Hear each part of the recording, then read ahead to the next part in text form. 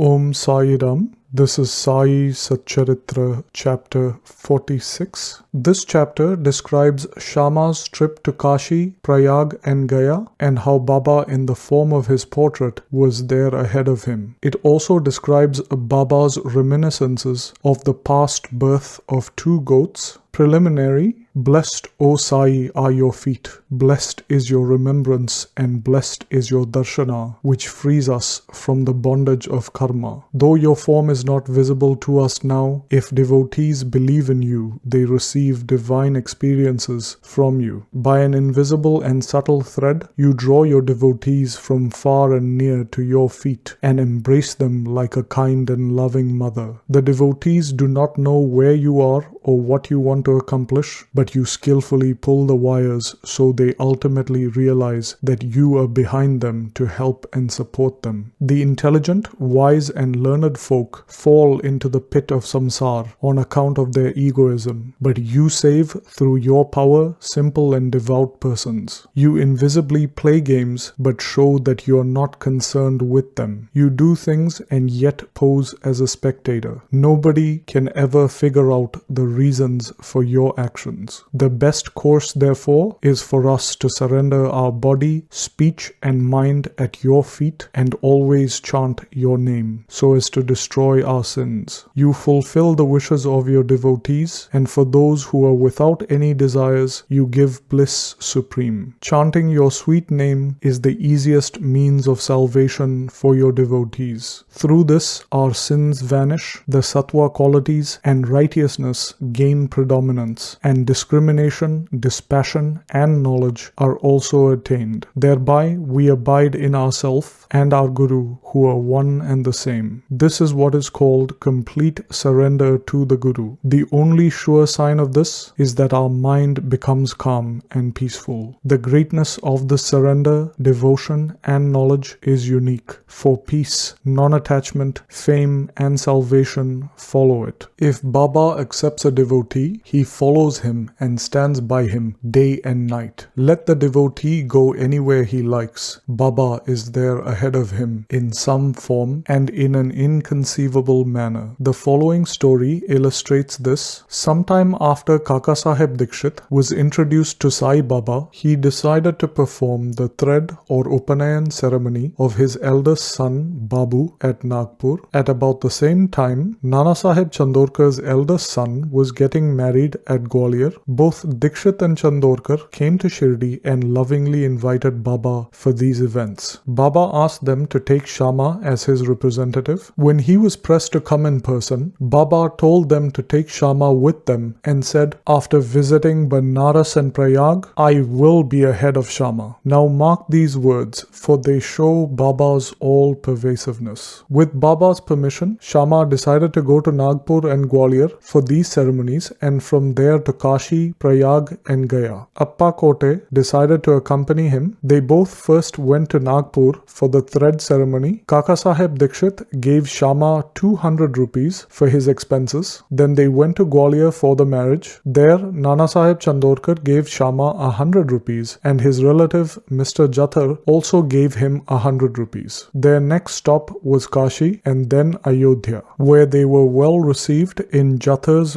beautiful temple of Lakshmi Narayan at Varanasi and in the Rama Mandir at Ayodhya by Jathar's manager. They stayed for 21 days in Ayodhya and 2 months in Banaras. Then they left for Gaya. On the train, they were a little uneasy upon hearing that plague was raging in Gaya. At night, they alighted at the Gaya station and stayed in the local boarding house. In the morning, the Gayawala, or the priest who arranges and provides for the lodging and boarding of the pilgrims, came there and said, "The pilgrims have already started. You better come soon." Shama casually asked him whether there was plague in Gaya. "No, there isn't," said the Gayawala. "Please come without any fear or anxiety and see for yourself." Then they went with him and stayed in his house, which was a big and commodious wada. Shama was pleased with the accommodation provided for him. However, what pleased him the most was the large, beautiful portrait of Baba fixed in the central portion of the building. Seeing this portrait portrait, Shama was overwhelmed with emotions. He remembered Baba's words, "After visiting Kashi and Prayag, I will be ahead of Shama," and burst into tears. His hairs stood on end, his throat was choked, and he began to sob. The Gayawala thought that Shama was afraid of the plague and was therefore crying. But Shama asked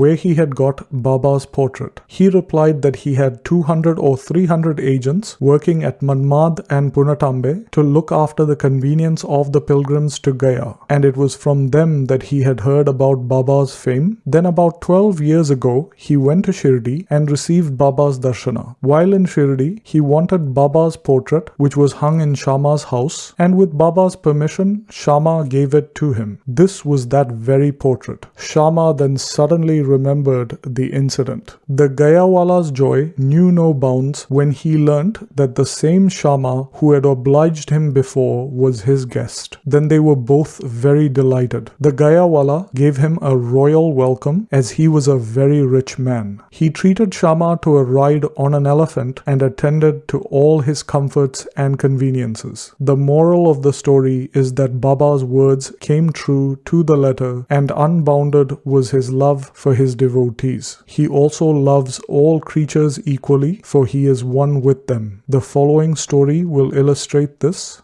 The two goats. Baba was once returning from the Lendi when he saw a herd of goats. Two of them attracted his attention. He went to them, caressed and petted them, and bought them for 32 rupees. The devotees who were with him were surprised at Baba's conduct. They thought that Baba had been duped in this deal, as the goats would fetch 2 rupees each, or at the most 3 or 4 rupees each, 8 rupees at most for both. They began to take Baba to task for this, but Baba remained calm. Shama and Tatya Kote asked Baba for an explanation. He said that he did not need to save money as he had no home or family to look after. He asked them to purchase, at his expense, 4 seers of lentils and feed the goats. After this was done, Baba returned the goats to the owner of the flock and told the story of the 2 goats. "My dear Shama and Tatya, you think that I have been deceived in this bargain. I haven't. In their former birth, these goats were human beings and had the good fortune to be my companions. They were uterine brothers who loved each other at first, but later on they became enemies. The elder brother was an idle fellow, while the younger one was an active chap and earned quite a lot of money. The former became greedy and jealous and wanted to kill his brother and take his money. They forgot their fraternal relationship and began to quarrel with each other. The elder brother resorted to many devices to kill his younger brother, but all of his attempts failed. Thus, they became deadly enemies, and finally, on one occasion, the elder dealt a deadly blow with a big stick on the latter's head, while the latter struck the former with an axe. They both fell dead on the spot. As a result of their actions, they were both born as goats. As they passed by me, I at once recognized them and remembered their past. Taking pity on them, I wanted to feed them and give them some rest and comfort. It is for this reason that I spent all the money for which you reproach me. As you did not like the deal, I sent them back to their shepherd." Such was Sai's love for the goats. Bow to Shri Sai, peace be to all. And this brings us to the end of Sai Satcharitra, chapter 46.